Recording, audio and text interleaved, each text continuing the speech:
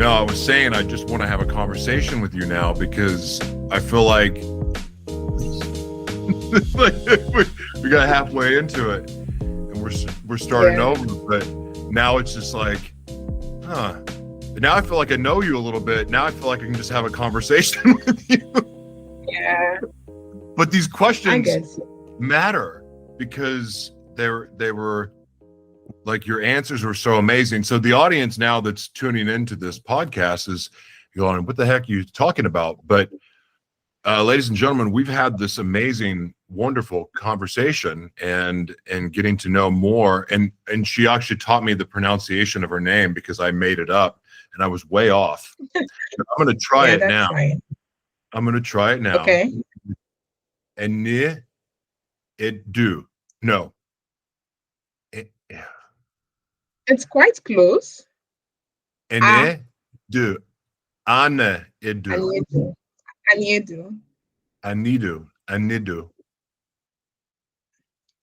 It's such a pretty name. I'm going to get this right. I'm going to practice it in the mirror after this podcast is over. And so then I'm just going to hit you up on WhatsApp and I'm going to say your name over again. That's fine. No, I'm not going to do that. That would be borderline weird. Yeah. Well, I'm honored to have you here again. Likewise. Okay. So we have some amazing questions. We're going to get to know who you are, what you're all about. And since I already have a sneak peek and I better know who you are now, I'm even more excited to do this interview than I was already excited to do.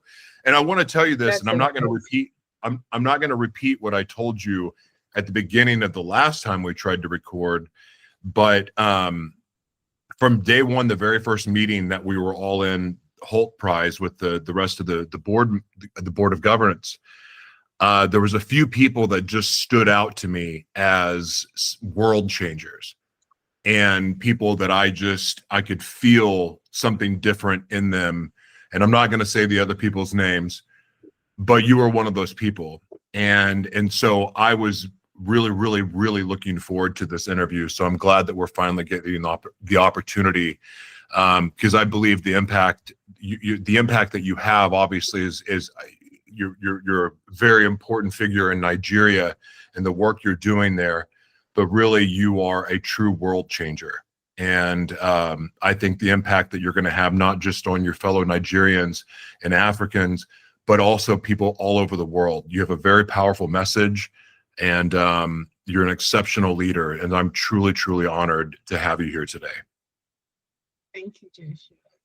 All right, well, let's get into these questions. So you began your journey as a registered nurse, a profession rooted in direct individual care. How does that frontline experience of caring for one person at a time shape your approach to leading large-scale social impact initiatives? All right, so one of the things that nursing did for me was teaching me the power of proximity. And that is, true change can only begin when you see people as stories, not just statistics. Because as a social impact leader and as a nurse, it is very easy for people to see people as statistics, data, just to fill up their books or update their records. But it is quite different from that. And caring for one person at a time gives the understanding of the human condition that no policy documentation could ever do. So it is beyond a news station covering an event or what has happened in a particular location. And also it has taught me that systems fail people long before the diseases also do, right? And healing must extend beyond the hospital, the four walls of the hospital or clinics. Healing must extend into our systems, because from the systems, from the community, and then opportunities, that's where people begin to rise and make great up from there. Very good. Can you share a story from your time in nursing that became a catalyst a moment that solidified your resolve to address the root causes of the health and educational disparities you were seeing? All right. So there was once, this wasn't particularly in the hospital, but I got in contact with a young girl, and she had complications from an unsafe procedure. And it wasn't just because she was reckless. There was also the case of misinformation, and then lack of support from family.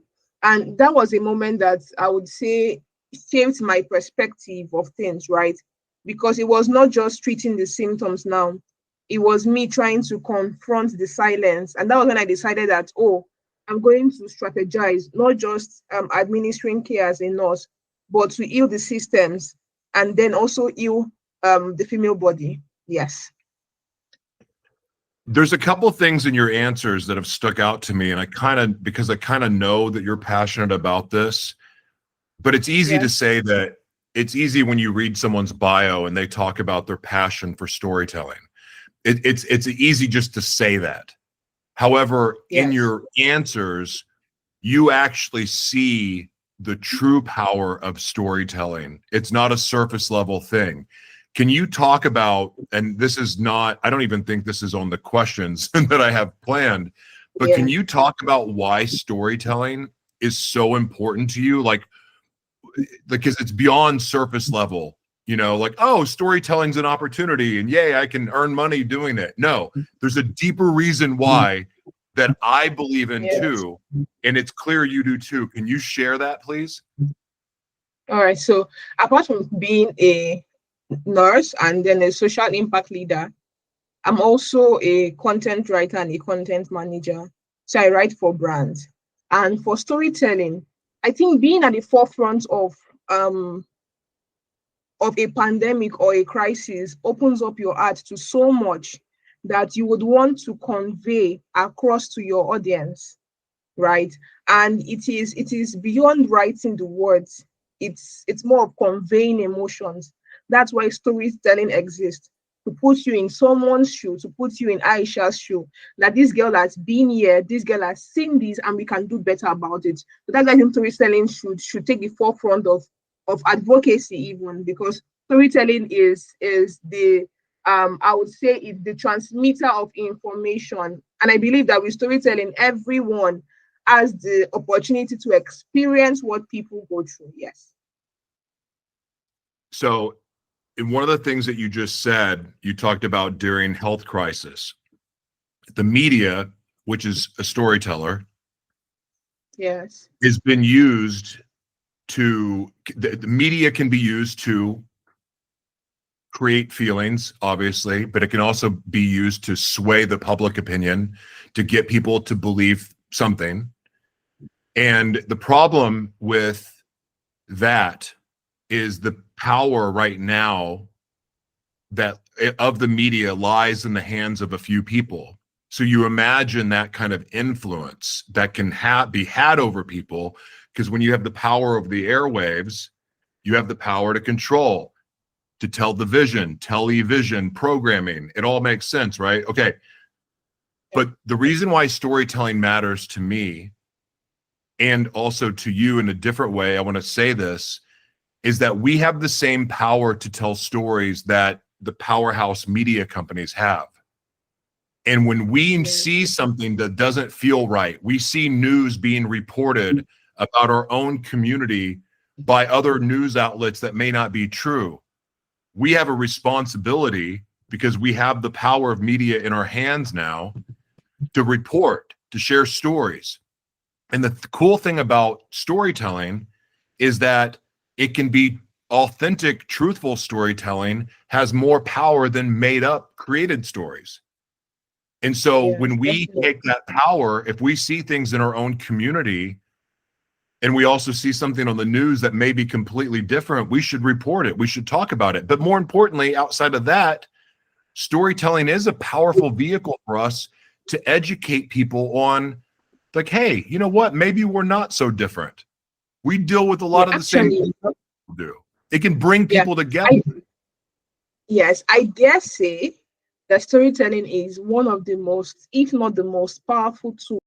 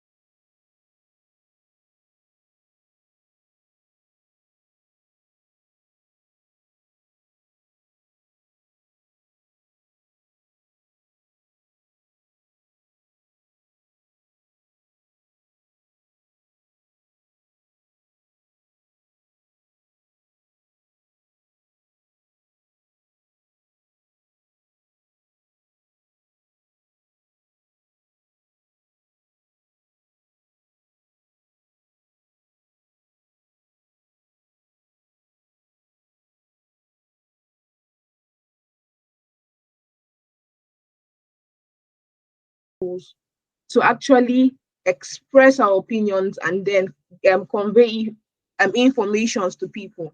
Yeah. So I It's do the agree with closest thing that. that we can. It's also the closest thing to truth that we can share as our own personal stories, because most of the Yes. other opinions that we share are the opinions that we've learned from other people. Storytelling can actually, I mean, think about all the opinions that we hear all day long. They're just opinions. Yes. Like eventually that becomes people's truth, but then how do you really know it's true? But if we and think about all the opinions that start fights with Yeah. storytelling, you get captivated by the story. So it's almost like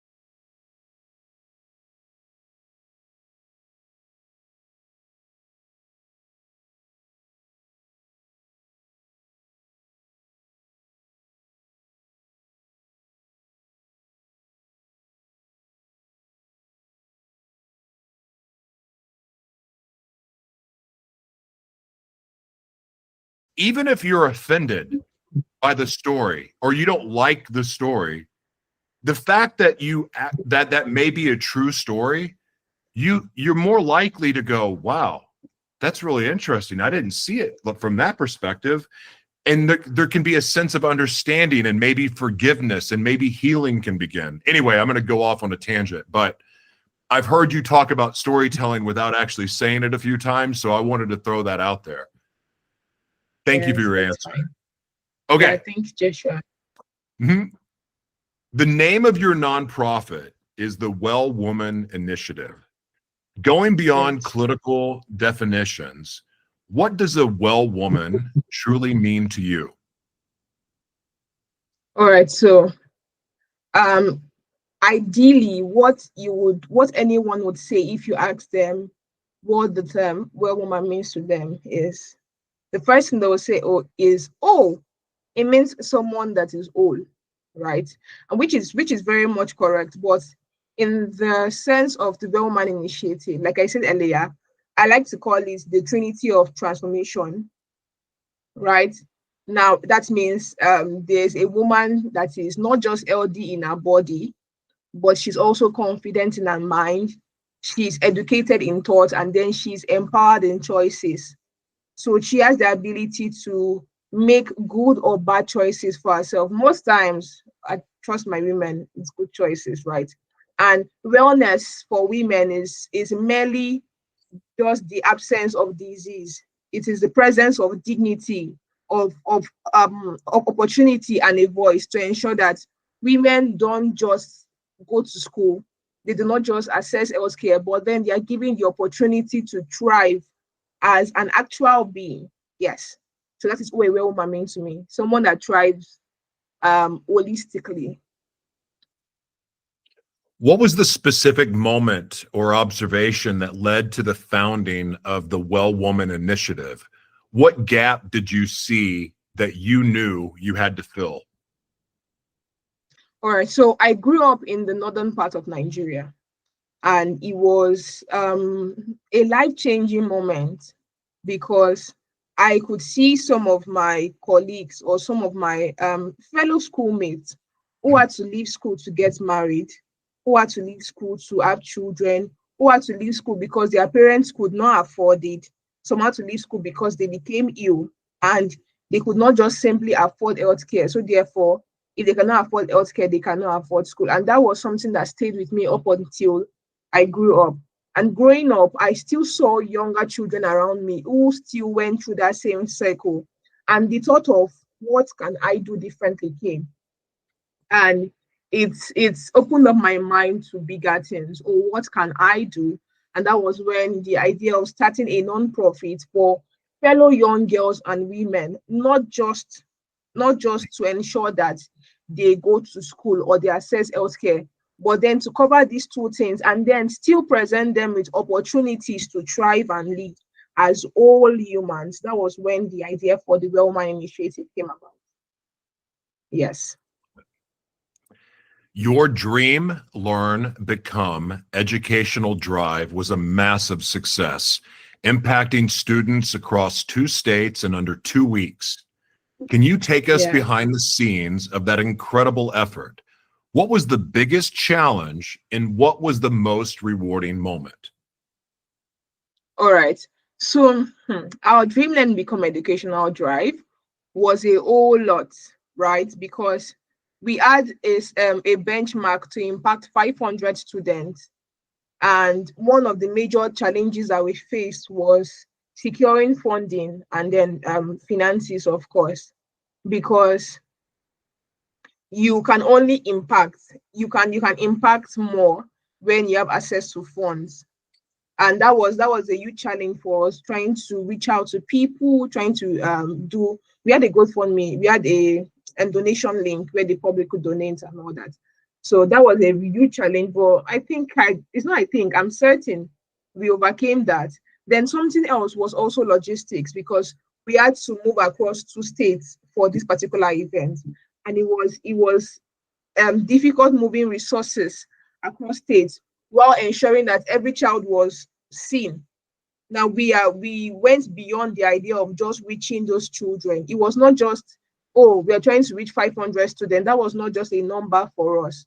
That was an opportunity for us to see these children, and that was what we did. And I think one of the rewards then was it was just simple, the act of seeing these children eyes light up, right? So their eyes lit up because we shared out school bags, school uniforms, school books, pencils, supply materials, stationaries. We gave all that out to children. And I think that moment where there was joy, it just reminded me that impact is not merely just measured by numbers.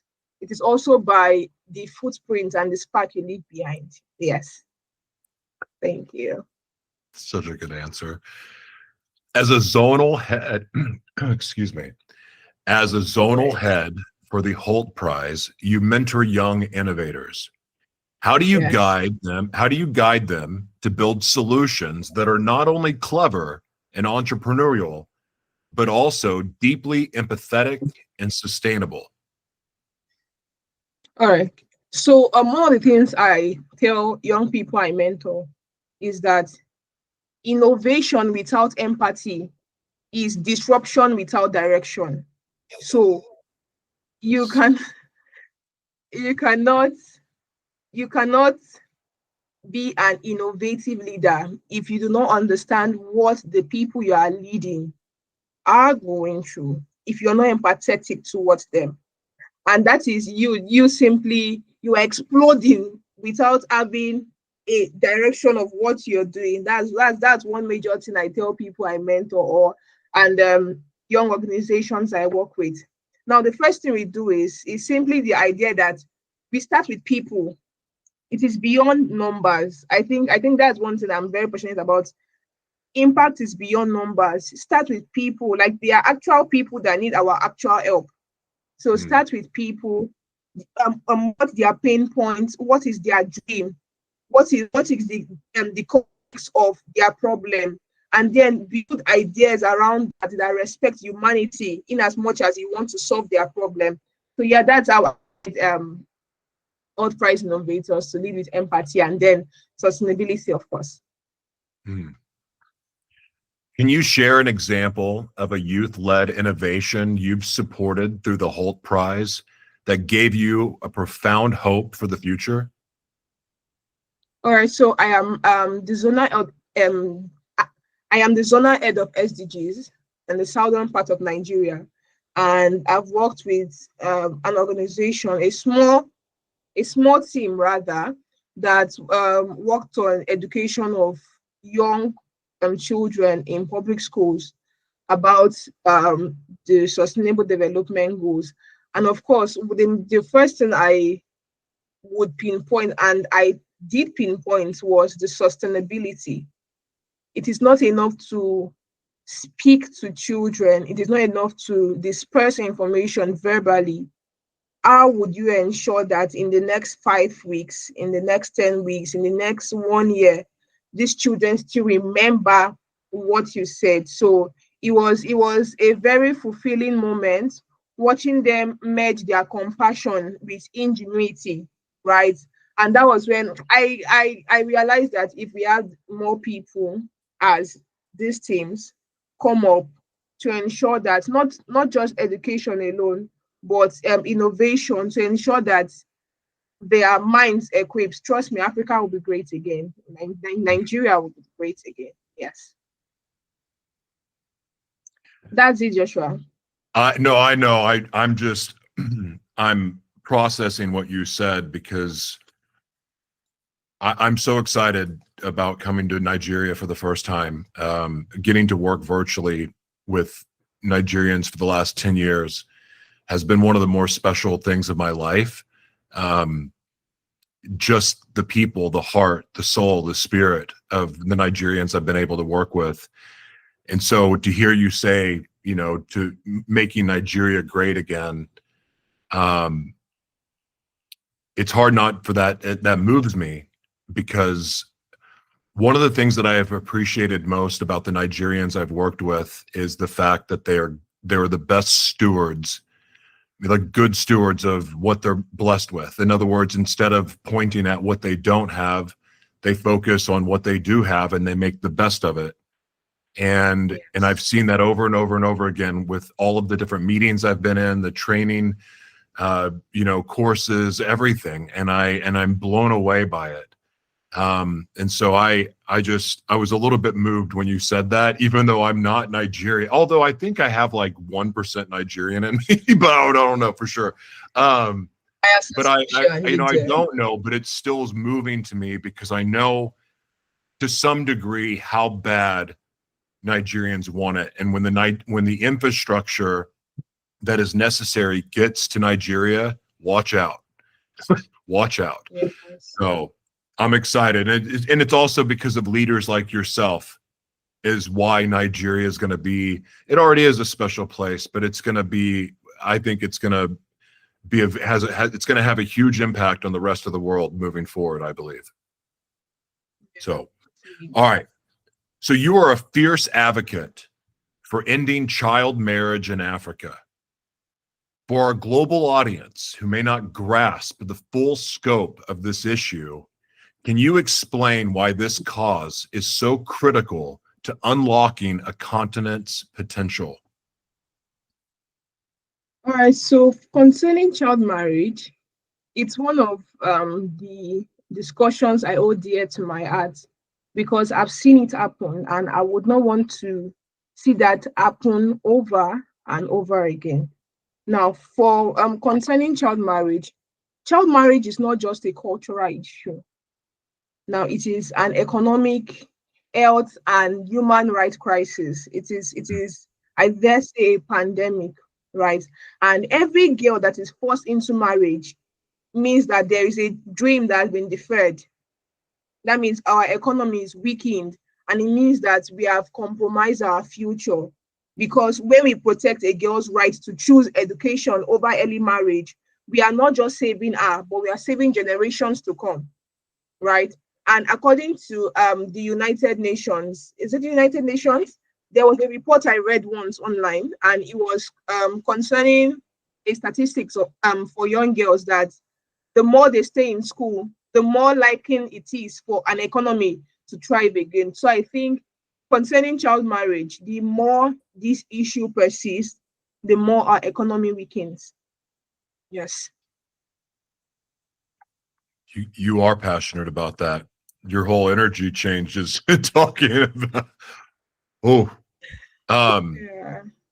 I've seen different examples of it with other cultures, and I can't speak about it firsthand, but I just cannot wrap my head around it. But you said something that I'm seeing happening here in America, even though child marriage is not really a common thing, but a lot of women gave up on their dreams to get married, or for maybe they got pregnant early or whatever it may be, or they just got married and they were taught that they needed to do what their husband wanted them to do, be a housewife, put your dreams on hold. And now there's a shift going, hey, screw that noise. Like I'm not waiting on my dream for anyone anymore. And that's happening here in America with women, but hearing you talk about it really starting at with the child bride factor having such an impact in that as well. It's really eye-opening, because that means it's a lot of dead dreams. Like the people that are adults that get married, they're making a choice. They had a choice to have sex, and they had a baby. So that was their choice. So it's a little bit different. Yeah. It actually, it's not a little bit different. It's a lot different. However, it goes back to this thing that I firmly believe with all my heart. It's every single one of us, regardless if we're male or female, we're created for a purpose. We had a dream and a vision placed in our heart. That was God showing us what is possible for our life. And yet so many people, male or female, give up on that dream. They say, well, I'm not worthy of that, or whatever their excuse is. So I want to talk about this because you brought it up. How important is it to you for people to have the opportunity to pursue their dreams? Yes. I can hear you, Joshua. Okay. Okay. How important is it to you for people to have the opportunity to live and pursue their dreams? How, like, in other words, that dream that's placed in our heart, because God shows all of us, I believe, when we're young, what we're created to do. Yes. How important is that to have a fair opportunity to pursue that? All right. So for concerning our dreams, I would say it is not just dreams alone. You're speaking about purpose. Mm, Now, for purpose, it is really important because the future of the next generation lies on what we do now. And for every young child or for every young individual that deters from what they are supposed to do, there are people that are going to suffer for it. mm. All right. Whether that is a short-term consequence or a long-term consequence, we have people that are going to suffer for it. So I think everyone should lock in, quote and unquote, lock in. So that's a slang in Nigeria. They say lock in when you want to be hyper focused. Yeah, so I think everyone should lock in and see that to the best of their ability, they pursue their purpose, because they have people that are depending on them to be better. They have people depending on them, just like how I have people that are depending on me to be liberated. That's the same way people have. So I think everyone should lock in on their purpose and their dreams to ensure that the next 5 years, 10 years, people that emerge also see the light. Because I like to liken us as the light carriers. And as a Mm. light carrier, you shine the light on the path for people to see and follow. That's the exact same thing with those that pursue their purpose. I love, oh my gosh, that was good. I don't believe that God created us to fail, meaning, but that's part of the game of life, is that if Yes. we choose, when we surrender for the purpose that we're created for versus all the other stuff that we're doing, when we surrender to that, even though it's so hard and it's so challenging and it's so impossible feeling, we can't fail. Like, that's Yeah. part of it, because that's where we see the miracles happen when we do something every day to step into faith, like to stretch our faith, to challenge our faith, to say, okay, God, I trust Definitely. you. And we take that step. Guess what? We see a little miracle. And then we take another leap of faith. Especially if we're being led to take those leaps of faith, we're not going to fail. Sure, we may fall on our face. Sure, we may mess things up, but we get up again, because that's what we're Yes. created to do. Do you think God is going to create us to fail? If we choose what God created us to do, we're not going to fail. But if we choose to go against what God created us to do, we're going to fail. And it's going to be awful, and it's going to be miserable, and it's not going to be a lot of fun. So Yes. Yes. Yes. why would you not pursue your dreams is the question. Like, why? Knowing that you can't fail, knowing that you will succeed if you don't give up, why wouldn't you go for your dreams? So I think, okay, so I'm going to say, not one common reason people would choose not to pursue their dreams is actually the fear of failure. Yeah. So they are different thoughts. Oh, what if I do it and I fail? What if I do it and it doesn't work out? What if I do it and I don't reach my expected goal? What would my friends say about it? Or what if I do it and I don't have enough resources? All these things are thought. And the thing with thought is that thought will always remain thought, right? It is different thinking about something and bringing something to actualization. That's why I'm very big on acting. Like, go, let your emotions catch up with you. Simply do your stuff. Your emotions will catch up with you later along the way. Yes. Love that. You're Thank building you, your Joshua. brand. You're building your brand as a global youth voice. What is the one Yes. message you believe is most urgent for world leaders to hear from the youth today? All right, so I'm going to speak based on, I would say, a prophecy to my future, right? I've not had the opportunity to enter those big rooms yet. But when I do that, I'm going to watch this video and say, oh, yes, I said it. But one of the things I would say to world leaders is listen. Now, you are not listening to respond, but you are listening to understand. Because I think one of the things that is very rampant now is that youth are misunderstood. That's why you should listen and listen and listen again. We are not demanding for inclusion as a sort of charity. We are not asking for it. We are demanding for it because it is a necessity. We deserve to be at the table. We deserve to speak. Our voices need to be heard, right? And we are not just the leaders of tomorrow. We are both the leaders of tomorrow and then the conscience of today. So please listen to us. Listen to us. Listen to us. Your input is definitely needed, but first of all, please listen to understand. Yes. I have a question for you. All right. Because I told somebody the very first day I met you, I predicted what you would end up being when you grew up. Please let me know. So I would like to know, what do you don't happen to have aspirations of being a world leader, do you? I do actually. I do. Okay, so this is for my mom, by the way. Okay. Because I told her, I'm getting to interview someone. She's going to be the president of Nigeria or a world leader. I'm convinced of it. I told very first day we met. So I do I didn't actually. know that about you.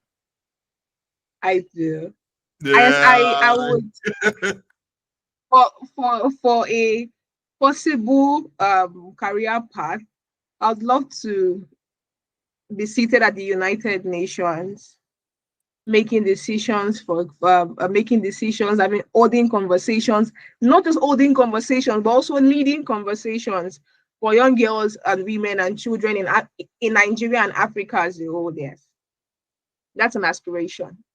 Oh, well, I'm going to make an introduction for you later today.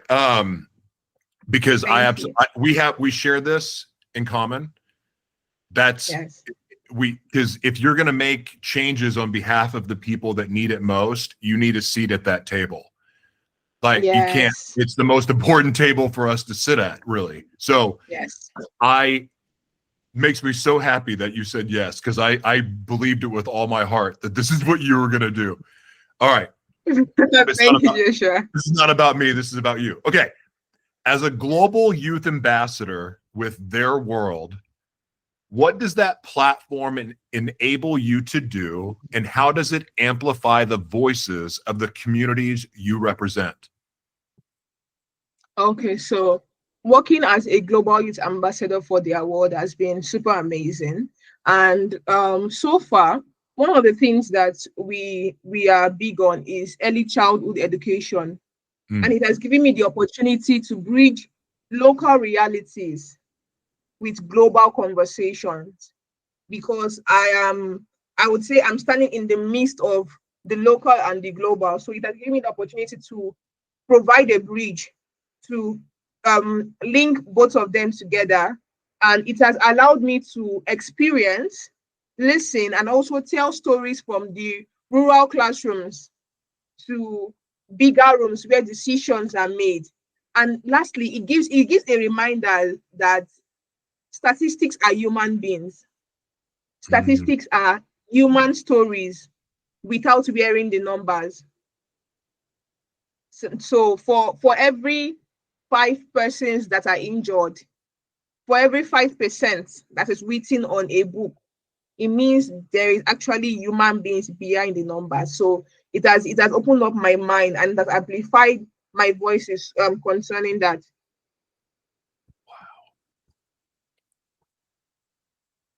Very cool. Storytelling. Well, we already talked about this, but I do want to ask. Yes. We talked about storytelling. Actually, no, I think that may have been in the previous one. No, never mind. It was this one. Never mind. Okay. Yes, it was. So this podcast That's is called right. The Legacy Architect. As you build your own legacy and empower others to build theirs, what does that Yes. word, legacy, mean to you personally? All right. So, growing up, when we usually hear the word legacy, it sounded as though it was a grand word or something big. I mean, like, oh, it's a really big word. But growing up, I've come to realize that legacy is not grand speeches that you make for Mm, just for the sake of speaking. Legacy is actually continuity, right? So it means that I have love for God and love for people, and my love for God would always reflect in how I relate and treat people, the footprint I leave behind. It means when my work that's it means that my work should outlive my presence, and then my value should become a culture that everyone will strive to continue. So that's what it personally means to me. mm, so good. When you Thank you, envision the Joshua. long when you envision the long-term future of the Well Woman Initiative, what's the Yes. ultimate change you hope to have cemented in Nigeria and beyond? All right. So if we met professionally on a first term basis, and you ask me what the Well Woman Initiative is about, the first line I always tell everyone is the Well Woman Initiative is a transgenerational non-profit organization. Key emphasis on transgenerational. Now, I want to see a Nigeria where across this generation, while the Well Woman Initiative thrives, I would also like to see that Nigeria thrives to become a place where access to education, to healthcare, to opportunities is no longer determined by the geography or the gender of a person.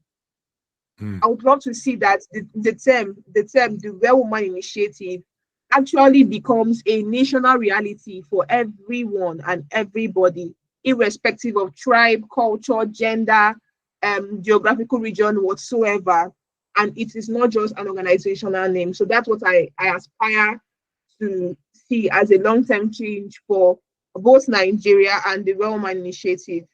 Simply in one word, I would say inclusivity, actual inclusivity. Yes.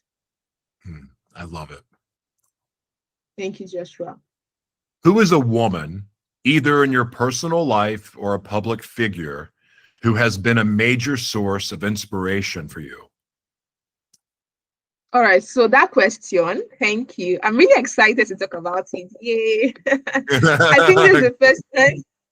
I think this is the first time someone is actually giving me the floor to speak about women that has really impacted me.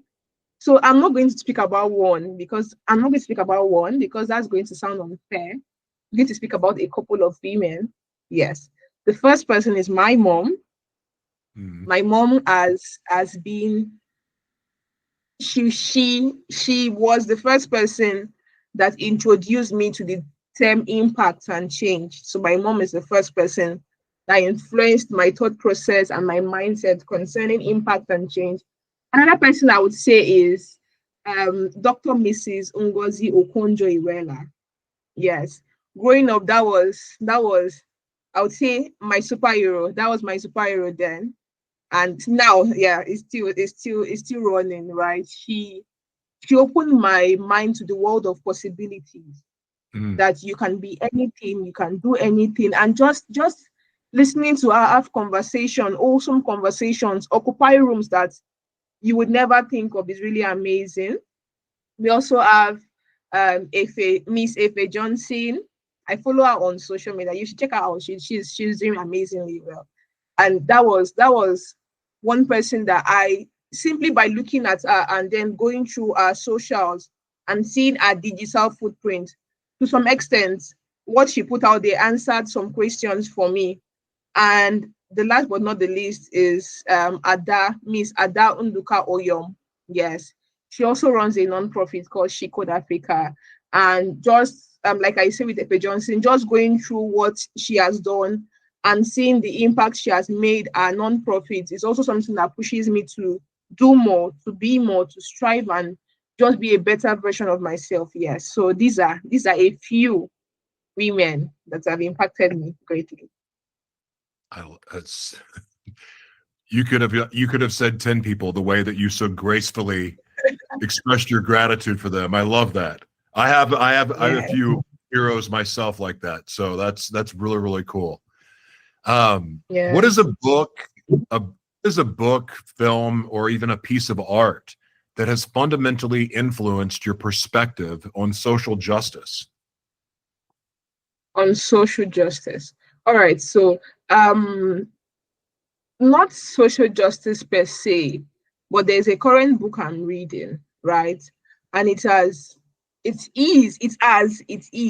changing, and it is still changing my perspective. I have the book here. I don't know if you can see it. Oh no. It's blurring out for, oh, there it is. Nice girls don't get the corner office. Yes. So I carry it everywhere. I have my highlights. Nice girls don't get the corner office is one book I'm still reading, and I think in the next 20 years I will still hold on to it. It has shaped my mind, not just for social justice alone. I think for you to be able to influence one aspect, you need to be able to shape your mindset like holistically. And this is mostly career-wise and social impact-wise, concerning how to relate and how to work your way to the top. Yes. So this is it. I have a book like that myself. Can I mention one more? Yeah, of course you can. Just remember. Yes. So I've also read a book by Chimamanda Ngozi Adichie, and it's called Half of the Yellow Sun. Yeah. So it just showed humanity in a way that policies has not done that for me. So that's also a very good read. Very cool. Have you read Code of the Extraordinary Mind by any chance? Not yet. If that's a recommendation coming from you, I'm definitely checking it out. I read it many years ago, and I to me it was the most amazing book ever because it convinced me that the dreams I was having, the visions, that I wasn't crazy. Like that, because I can relate. Yeah, because it can be maddening sometimes. And that helped me go, oh, wait a second, I'm supposed to be different. This is okay. This is this is a good thing. This is not, you need to be put in a mental institution. That book did that for me. However, it really helped break me out of the box and really expanded my thinking. It helped me trust my vision. For me, it's one of those books I could read 15 times and not get enough of it. Like, it's kind of like the Bible.